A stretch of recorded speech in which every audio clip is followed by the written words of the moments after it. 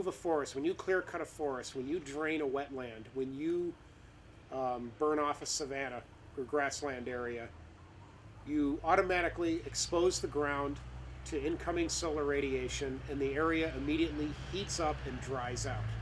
It becomes windier. The soil erodes, which enhances the heating, the drying, and the increased wind velocities.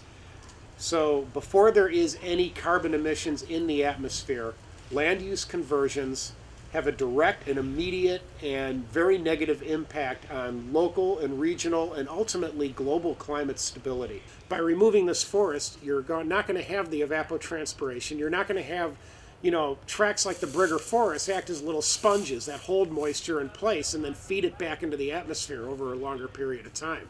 So by removing these vegetative ecosystems, you're going to see this increased warming and drying.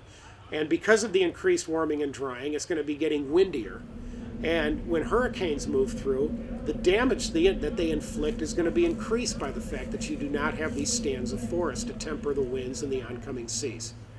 Okay. One of the reasons that Hurricane Andrew did as much damage as it did in August of 1992 is it made landfall in a heavily developed zone. As a matter of fact, in a very affluent area south of Miami.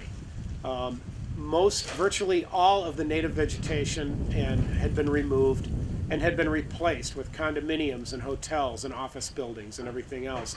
And these places took it hard. They were virtually wiped out. If the mangrove forests had been left there, if the coastal swamplands had been left there, if the pine forests had been left there, Andrew's impacts would have been greatly lessened. Again, it is really, really important. If we want economic stimulus, we need to be responding and preparing for the oncoming climate onslaught. And a significant way to do that is by employing millions of people around the world, in Florida, in the U.S., all around the world, many millions of people restoring and rehabilitating and rewilding native ecosystems, as well as connecting them with each other, providing biological corridors. They will help to stabilize the climate. They will make for not only healthier non-human populations, but healthier human populations as well.